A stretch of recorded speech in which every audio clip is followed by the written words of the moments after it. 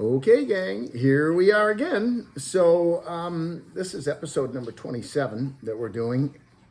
I'm going to do another episode about writing and the process of writing. I kind of like to mix it up, a little bit about animation, the shows I worked on, and then about writing. Apparently, everybody seems to like it since we've got a lot of people coming on the site. So today I'm going to talk about writing. And there's an age-old question and an argument that's really never been settled. Which is more important, plot or characters? And when I talk about writing, I'm talking about motion pictures, television, I'm talking about novels, stage plays too, although that's not my medium. But there's a lot of overlap between motion pictures, television, and novels. So that question holds true for all of those types of writing. I would say among my novels, I'm about 50-50. The Siege of Superport, about a group of terrorists that take over a docking facility for super tankers. I had the plot before I even had the characters. Same thing with No Place Like Home, my first novel about a Chicago Cubs killer that was living in a high-rise building. For Cast On Bets Off and for some of my other novels, I really came up with the characters. Beyond Forever, I really came up with the characters, and the plot kind of grew out of that. So it's 50-50 for me, and it's really a personal choice. But today, let's talk about characters, which are so important. Whether or not you come up first with the plot or the characters, it's going to be the characters that are going to drive your show. And I know I'm old school, okay? I don't need anybody to tell me that. But, I go back to Rocky and Star Wars as examples sometimes because, unless you've lived in a cave for the last 50 years, you know those franchises. You could take the four primary characters in Rocky Balboa, Adrian, Mick, and, I'm drawing a blank, and Apollo Creed. And, not Apollo Creed. Pardon me? Clubber? Not no. Clubber. Yeah, Apollo Creed. That was in the first Rocky. So,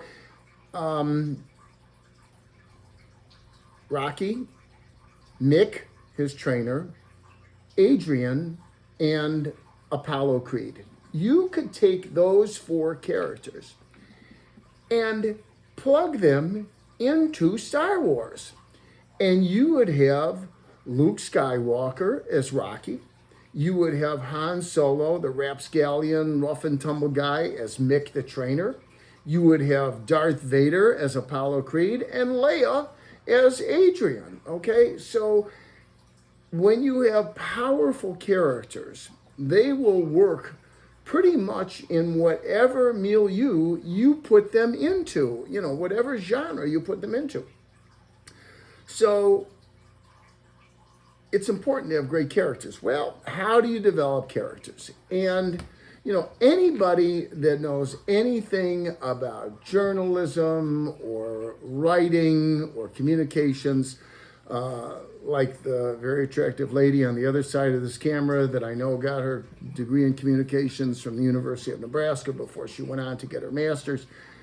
You know that one of the most valuable tools that you have as a writer or a journalist are the 5 W's: who, what, why, when, and where, okay? And gosh, you mind if I show a screenshot of us together? Everybody once in a while asks what you look like. I want to show them what you look like. Notice he didn't, it went off, haha. Oh, okay. I noticed he didn't wait for me to answer. Okay. Do you mind? No, you Okay. already did. I'll show them again. There's my girl. Okay, that's my Kim. You'll need to unlock My communications degree holder.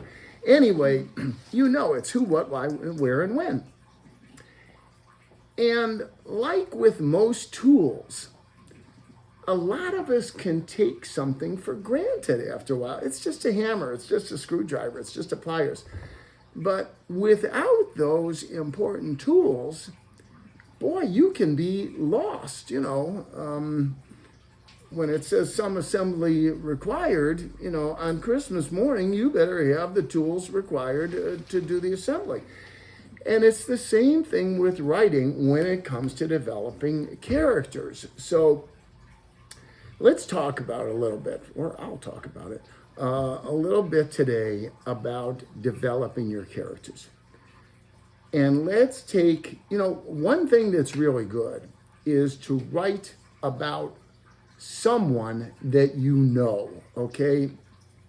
In a lot of my novels, Kim has an important role, although I'll call her something else. But she's a big part of my life. I know her so well, and as well as anyone can know a woman. And I'll write about her. I'll have characters that have a lot of her qualities. Sometimes I'll use my daughter Zoe in some of my work. So that's a good tip, okay? You don't need Jack's tip jar today because you're going to get a lot of tips. But that's a good tip. Develop a character around somebody you know. Let's say it's Uncle Bill, okay? It's your crazy Uncle Bill that comes to Thanksgiving, and you know the deal. I don't have to fill in the blanks. So the first W is who, okay? So it's Uncle Bill, okay? Now, before you develop your plot, you need to have a complete bio on Uncle Bill, or on any of the other characters, the major characters especially, that are going to populate your novel or your screenplay or your television episode. So you got to sit down and write about him. You got to develop a bio. This is part of what a series Bible is about, which I'll talk about in other episodes. But you know your Uncle Bill. So write about him. Tell us what's interesting about him. What are his foibles? What are his quirks? And as I said in the last episode, you're probably like an iceberg. You're probably going to only see about 12% of Uncle Bill. Your readers will fill in the other 80%, and they should. You shouldn't reveal everything. Let them do some of the heavy lifting, and it makes them vested and it gets them involved. But there's some things about Uncle Bill you want to have in your bio about him. So that's the who. The what is Uncle Bill? Is he a postal worker? Is he a doctor? Is he an accountant? Is he a writer? God help him if he is. But what is he? That's pretty basic and simple stuff. Probably not as long as your bio on the background on Uncle Bill. But it's also important because if he's a postal carrier, he's going to act very differently than an Uncle Bill who trains horses in Montana. So that's the who and the what. The where, well, that's pretty simple. Where does your story take place? In my novel, The Young Dragons, took place in Sichuan province in China and in San Francisco in the 1800s. You need to decide where you want to set your work. And I'll tell you what, if you're going to set it in San Francisco, like I did for The Young Dragons, you better do one hell of a lot of research and have your facts down. So a lot of times it's good to write about your own backyard, but other times it kind of helps you to get out of your comfort zone. So who, what, where? Who, what, where, when? Well, that's pretty simple. I mean, is it going to be 1987? Is it going to be 1968 at the Democratic Convention in Chicago? Is it going to be in the year 2742 on Neptune? You have to decide where it's going to be.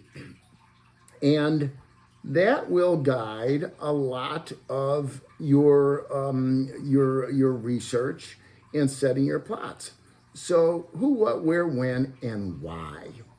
Why is really, really important, okay? And I'm going to go back to Rocky, okay? And I know a lot of you guys are probably getting tired of hearing about it, but why, okay? Why did Rocky Balboa, who first said, I don't want to take the offer to fight against Apollo, I'm just a ham and egger. Why did he accept that challenge, okay? He accepted the challenge, as he told Adrian during plot point number 2, when he walks in and he tells her, I can't possibly beat him. He realized that if he went the distance, people would know that he wasn't just another bum from the neighborhood. So what is that motivating factor? What is the why? What makes him get up out of bed and walk out in that frosted air with bursts coming from his nostrils like a dragon, pushing against the wall, and all of a sudden beginning to train and barely making it up those stairs in Philadelphia? And at the end, of course, we know he takes them 3 and 4 at a time. So the why is what motivates him. You know, a lot of people add to the who, what, why, when, and where. They add an H, okay? And I think it's very interesting. The H is how, okay? So last time, I promise I'm not going to talk about Rocky anymore in the future. But how, how did this guy who was a club fighter possibly train to go up against the heavyweight champion of the world? Well, he was lucky. He had what looked like a washed-up trainer named Mick that was going to train him, and he had a dogged determination and a drive. And if you take all of those elements together and then decide what your plot's going to be, whether you're going to talk about a murderer, whether you're going to talk about somebody that's a philanthropist, whether you're going to talk about somebody that's a senator, if you take those characters and plug them into your plot, now you're going to be ready to rock and roll. And remember what I told you. If you're writing a novel, know what the beginning of the chapter is, know what the end of it is, know 2 or 3 points along the way. Same thing along the expanse of your novel. And I'm going to wrap it up with something that's going to throw you a real curve. After everything that I've told you, I want you to take Uncle Bill that you've done all this work on, the who, what, why, where, when, and how, and take each of those and make them the exact opposite of what you've written down.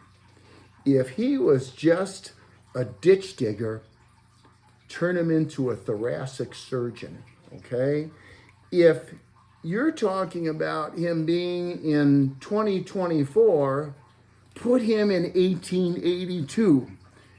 Jumble it all up, change it all around. And let me tell you, after you've done that, as much of a pain in the butt as it's going to be, if you look at that character, after you've done all of that work and jumbled it around, you're going to say, I got somebody here who's really, really interesting. Go and do it, and I'll see you for the next episode when we're going to get back to my career and writing, and we're going to take a very interesting turn at DIC away from animation. Take care, guys.